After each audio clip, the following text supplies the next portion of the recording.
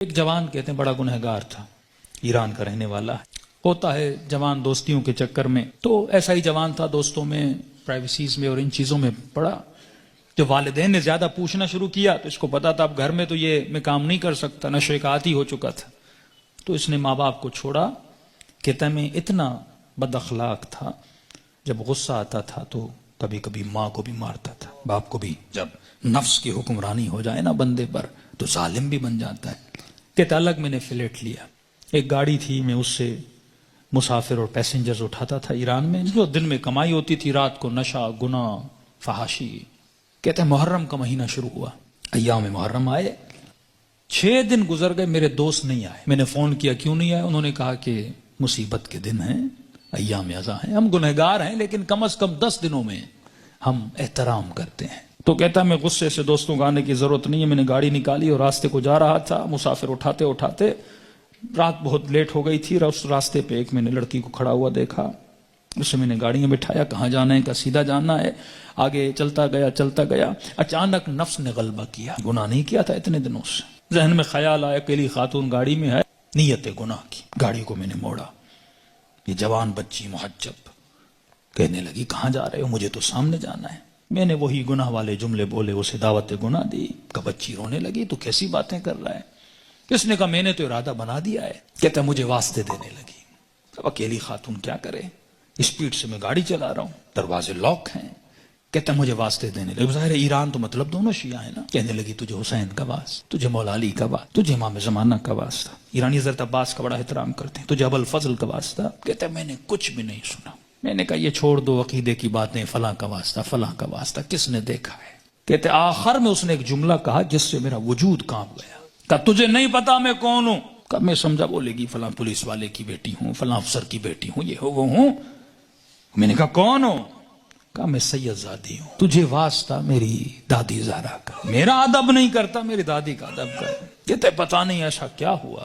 میں نے گاڑی روک لی، میں نے کہا کہاں جانا ہے؟ کہا مجلس پہ جا رہی تھی، امام بارگاہ پہ اتار دو۔ کہتا میں نے جا کے اتارا، پورے راستے میں خاموش رہا، سمجھ نہیں آ رہی تھی، ایک خوف سا میرے وجود پہ طاری ہو چکا تھا۔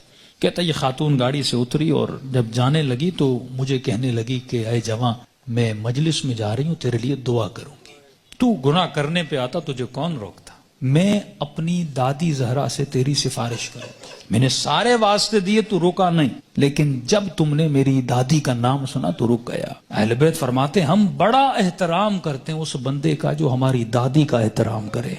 یہ جوان کہتا ہے میرے وجود میں گویا ایک انقلاب سے، ایک عجیب سی سچویشن تھی، بس دل کر رہا تھا میں روؤں۔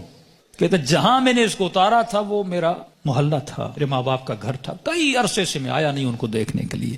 میں نے کہا اس بہانے سے جاؤں، ماں باپ سے مل کے آؤں۔ کہتا اب جیسے میں نے اچھائی کی تو اچانک ذہن میں خیال آیا، اب پاورفل ہوا، میرا روح پاورفل ہوا، نفس کمزور ہو گیا، میں نے نفس کو مارا، اس کے گلے کو گھونٹا اور میں نے اپنے روح کی آواز کو سنا تھا۔ اب اچانک میرا روح پاورفل ہوا، میں گھر کی طرف گیا، گھر کا دروازہ کھولا، اندر گیا، گھر میں کوئی نہیں تھا۔ کہتا میں نے ٹی وی کھولا، اتفاق سے ٹی وی پر ایک ایرانی ذاکر کربلا کے مسائل پڑھ رہا تھا۔ کہتا میں سن بھی رہا تھا، رو بھی رہا تھا، اور اچانک جب میں نے چینل بدلا تو جنت البقیع دکھایا جا رہا تھا، سیدہ کی ٹوٹی ہوئی قبر دکھائی جا رہی تھی، اور ذاکر بتا رہا تھا کہ نبی کی بیٹی اتنی مظلوم ہے کہ اس کی قبر کا کوئی نشان بھی نہیں ہے، ہمارے گھروں پر بھی چھتوں کا سایہ ہے لیکن نبی کی اولاد کی قبروں پر کوئی سایہ نہیں ہے۔ اس نے سارے مسائل پڑھنا شروع کیے، اتنے درد بھرے مسائل، کہتا میرا دل پھٹنے لگا جب میں نے سنا اتنی بہترامی نبی کی بیٹی کی۔ تو کہنے لگا سیدہ میں اتنا بڑا گنہگار ہوں لیکن میں نے آپ کی بیٹی کا احترام کیا، ایسے تھے جنہوں نے نبی کی بیٹی کا احترام نہیں کیا۔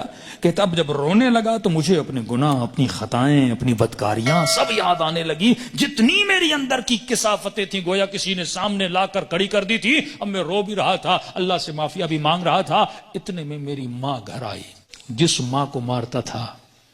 اتنے سالوں کے بعد جب ماں نے مجھے دیکھا، کہتا جیسے مجھے دیکھا تو دیکھ میں رو رہا تھا، کہتے جیسے مجھے دیکھا تو بڑے پیار سے میرے ماتھے کا بوسہ دیا اور کہنے لگی رضا تو وہ نہیں جو یہاں سے گیا تھا، مجھے بدلا بدلا لگ رہا ہے۔ تو میں نے رو کر کہا کہ اماں مجھے سیدہ نے بدل دیا۔ کہتے معافی مانگنے لگا، ہاتھوں کا بوسہ لیا، ماں کے قدموں پہ گرا کہ اماں مجھے معاف کرنا، میں بہت برا تھا۔ جب میں زیادہ رونے لگا تو ماں نے کہا بیٹا یہاں نہیں رو، امام بارگاہ میں مجلس ہو رہی ہے، معصوم کا فرمان ہے کوئی بھی دنیا کی مصیبت آئے نا ایسے نہ رویا کرو، بیوی چھوڑ کے جاتی ہے، بچے بدتمیزی کرتے ہیں، رزق میں پریشانیاں آتی ہیں، بندے کا دل کرتا ہے روؤں، کہتے ایسے اپنے آنسوؤں کو ضائع نہ کیا کرو، ذکر حسین کو یاد کیا کرو، مصیبت اہل بیت کو یاد کیا کرو، ان آنسوؤں کی قیمت بڑی ہے، ان کو ایسے ضائع نہ کیا کرو، غم حسین میں، مناجات خدا میں، توبہ میں بہایا کرو۔ تو ماں نے کہا حسین کی مجلس میں جاؤ، کہتا ہے اتنے سالوں کے بعد جب محلے میں گیا تو محلے داروں نے دیکھا رہے وہ جوان جو اتنا گمراہ تھا آج ذکر حسین میں رو رہا ہے، اس کی زندگی میں انقلاب بپا ہو گیا۔ کہا کہ جب سے گیا، اس کی ماں کہتی ہے یہ خادم بن گیا حسین کا، یہ عزاداروں کے برتن دھوتا، کبھی جوتیاں بناتا، کبھی وہاں پہ ان کے لیے چائے رکھتا، دن رات خدمت کر رہا ہے کہ پورے محلے نے گواہی دی کہ یہ اس سے سچا عزادار ہم نے دیکھا نہیں ہے۔ کہتے ہیں 1-2 مہینے گزرے، ایک قافلہ بنا کربلا جانے کے لیے، تو لہٰذا اس قافلے سالار جو تھا، مسجد کا ہیڈ بھی تھا، پریزیڈنٹ بھی تھا، اس نے اسے بلایا کہ رضا ادھر آ، ایک جوان کو ہمارے ساتھ چلنا تھا جو ہیلپر تھا لیکن وہ بیمار ہو گیا ہے، میں اتنے دنوں سے سوچ رہا تھا کسے لے کر جاؤں اس کی جگہ پر، اچانک ذہن میں خیال آیا تجھ جیسا نیک جوان ہے، اسے لے جاؤں حسین کی زیارت پہ۔ کہتا جیسے میں نے سنا میں رونے لگا، میں نے کہا مولا حسین کچھ دن نہیں ہوئے آپ کے قافلے میں آیا ہوں، اتنی جلدی آپ نے مجھے اپنی زیارت پہ بلا لیا۔ کہا مولا حسین کی زیارت کی، توبہ کی، واپس آیا، پھر ایک قافلہ حج کے لیے نکلا۔ کہ رضا قافلے والے اور محلے والے بول رہے ہیں جب تک یہ جوان چلے گا تو ہم چلیں گے، کیونکہ ہم نے اس سے اچھا خادم نہیں دیکھا، اس سے اچھا محبت کرنے والا نہیں دیکھا۔ کہ تب تو پاؤں سے زمین نکل گئی کہ سیدہ اپنے بیٹے کی زیارت بھی کروائی، اب اپنے جنت البقیع بھی مجھے بلا لیا۔ کہ اتنا بڑا شرف مجھے ملا، گویا زندگی بہار بن چکی تھی جب سب کچھ کر کے واپس آیا۔ اس کے محلے کا ایک نیک متقی پرہیزگار تاجر تھا، بزنس مین تھا، وہ اس کے باپ سے ملا، کہنے لگا کہ میں اتنے دنوں سے دیکھ رہا ہوں ایک جوان میں اتنا انقلاب آ جائے، مجھے سمجھ نہیں آ رہا، مطلب یہ ارادے کا اتنا مضبوط ہے، یہ اور بن چکا ہے، میں چاہتا ہوں کہ اپنی بیٹی کا رشتہ اس سے کرواؤں۔ اس نے کہا کہ میں اپنے بیٹے کی گارنٹی نہیں دیتا، تجھے پتا ہے 4 مہینے پہلے کیا تھا اب کیا ہے، بات کرنی اس سے جا کر خود کر۔ اس کے پاس ہے، کہنے لگا رضا اپنی بیٹی دینا چاہتا ہوں لیکن ایک وعدہ دو۔ کہ کون سا وعدہ؟ کہ وعدہ یہ دو کہ پھر حسین کو چھوڑو گے نہیں، یہ دروازہ چھوڑ کے جاؤ گے نہیں۔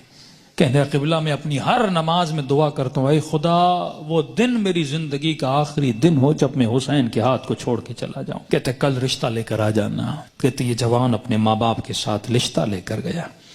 جب اس کے گھر میں داخل، ایران میں رسم ہے جس بچی کا رشتہ لینے جاتے ہیں وہ چائے لے کر آتی ہے، وہ بچی چائے لے کر آئی، جیسے اس جوان نے کپ اٹھایا اس بچی کی نگاہ اس کے چہرے پر پڑی، کہتے ہاتھ سے وہ ٹریل گرا اور چیخ مار کے بے ہوش ہو گئی، کمرے میں لے گئے، بڑی دیر کے بعد ہوش میں آئی، اور جیسے ہوش میں آئی زار و قطع رونے لگی، اور اس کی زبان پر بس ایک ہی نام تھا، یا فاطمہ الزہرا، یا فاطمہ الزہرا۔